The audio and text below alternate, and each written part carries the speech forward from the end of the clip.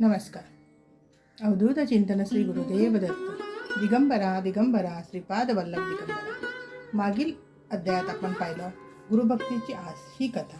आज आपण अध्याय दुसरा पाहणार आहोत. वेदधर्म आणि संदीपाख्यान. एक नामधारक गुरूंचे ध्यान करत रस्त्याने चालत होता. तो दमलेला होता. वृक्षांच्या सावलीत विश्रांती घेत असता तो झोपी गेला.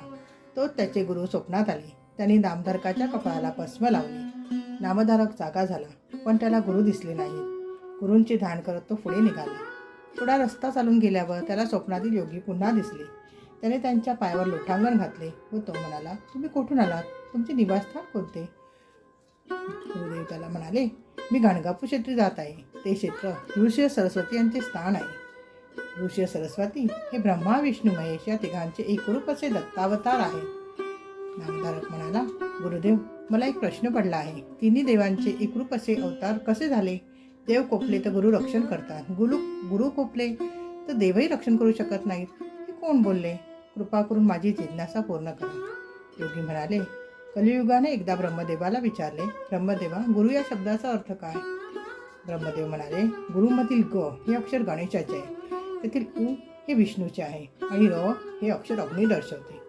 गुरु हाच माता पिता आहे. प्रत्यक्ष शिवशंकर कोपले तर गुरु रक्षण करतील, पण गुरु कोपले तर शंकरही रक्षण करू शकणार नाहीत. गुरु हेच ब्रह्मा विष्णू आणि महेश आहेत. कली म्हणाला, ब्रह्मदेवा, गुरु हा सर्व देवांपेक्षा श्रेष्ठ कसा?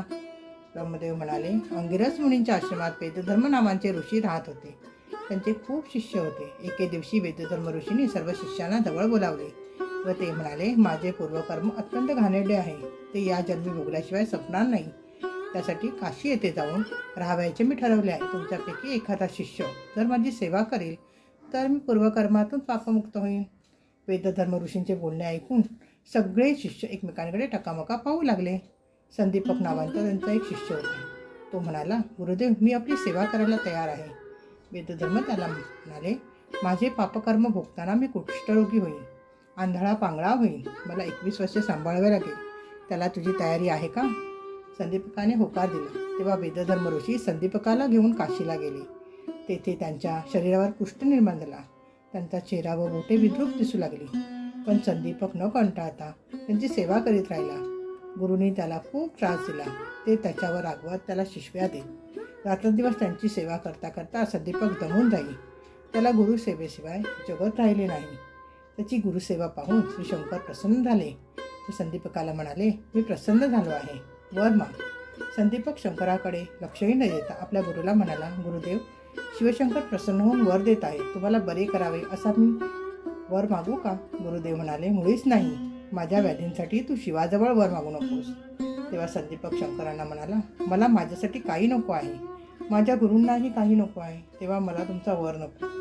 शिवशंकर चकित होऊन कैलास पर्वतावर गेले व त्यांनी हा वृत्तांत सर्व देवांना सांगितला. महादेवांच्या बोलण्याचे विष्णूंना आश्चर्य वाटले.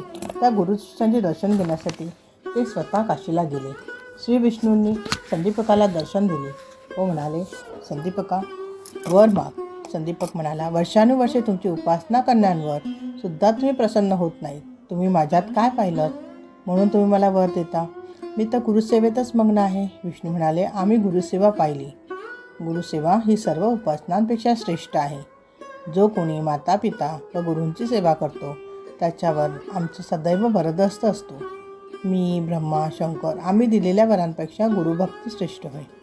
संदीपक म्हणाला, तर मग तुम्ही माझी गुरुभक्ती दृढ व्हावी असा वर द्या. तथास्तु, विष्णू भगवान म्हणाले व क्षणार्धात अंतर्धान पावले. वेदधर्म ऋषींनी संदीपकाला विचारले, काय रे, काय वर मागितलास विष्णू भगवानांकडे? संदीपक गुरूंच्या पायाला वंदन करून म्हणाला, माझी गुरुभक्ती दृढ व्हावी असा वर मागितला. गुरु म्हणाले, संदीपका, तू धन्य आहेस, तुला माझे आशीर्वाद आहे. तो त्यांच्या शरीराच्या सर्व व्याधी बऱ्या झाल्या. ते पूर्वीसारखे तेजपुंज दिसू लागले. अशी ही कथा ब्रह्मदेवाने गुरुमहिमा सांगताना कलीला सांगितली.